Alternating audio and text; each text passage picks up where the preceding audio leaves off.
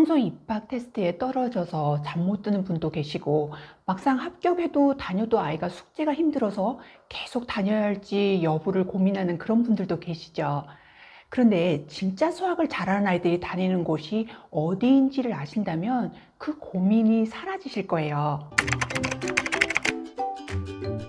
안녕하세요. 드림맘입니다.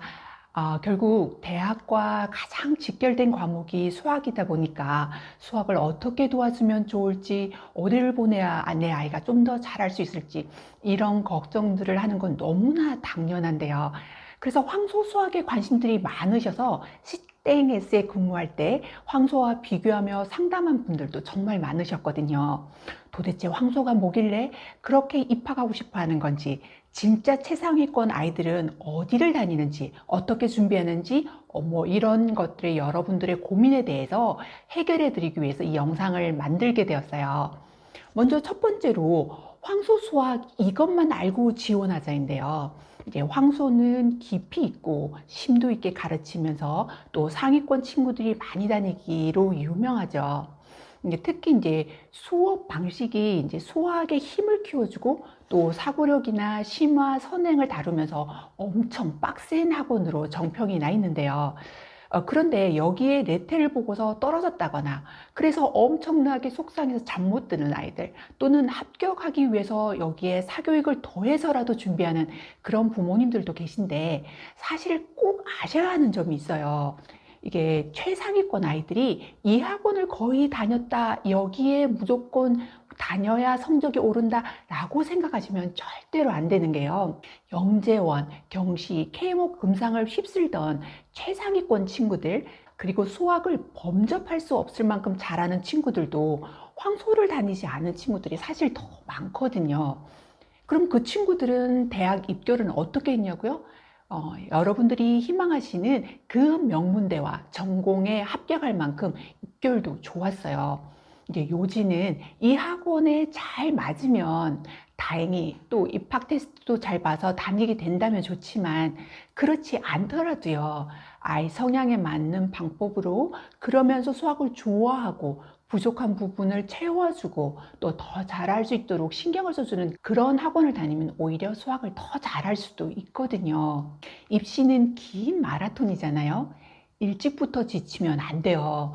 진짜 고등학교 가서 수학 1등급 최상위권이 되는 게 필요하니까, 그러니 학원 이름에 너무 맹신하지 마시고요.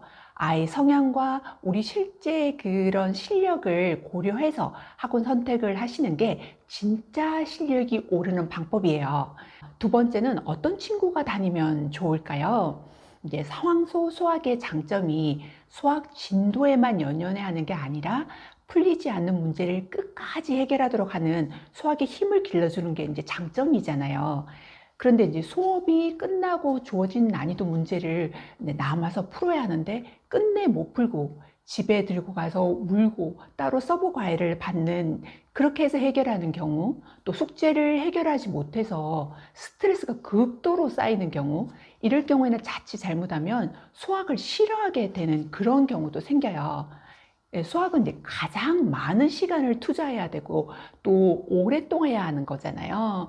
그런데 이걸 수학을 좋아하고 방법을 잘 찾아서 선의의 경쟁으로 하게 된다, 이러면 적극적으로 추천하는데요. 그런데 자꾸 숙제를 못해서 벌점이 쌓이고 스트레스가 쌓이고 그래서 수학이 두려워지게 되면 오히려 부작용이 생기잖아요.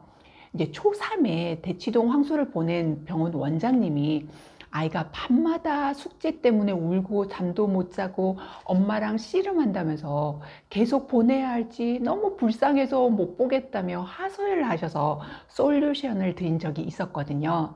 그만큼 케바케로 아무리 좋은 음식이라도 소화를 못 시키고 체하면 오히려 해롭잖아요. 그것처럼 이제 수학을 잘한 친구들이 대부분이 이런 케이스를 말씀드리자면, 수학은 어느 동네에서 이렇게 수학은 어느 동네를 불문하고 수학 공부법을 부모님이 잘 케어해주고 나름 동네에서 괜찮다는 곳에 재밌게 다니면서 열심히 한 아이들이 결국은 탁월하게 잘하게 되더라고요.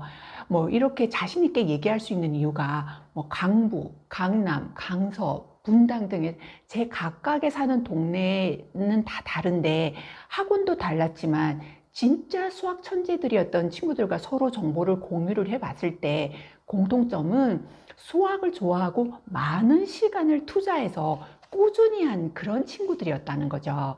그래서 그 속에서 황새를 다닌 친구들도 있지만 그렇지 않은 친구들이 사실 더 많았다는 거죠. 저희도 초 4학년 때 몇 명의 친구들하고 대치동 황소에 상담을 받은 적이 있었거든요.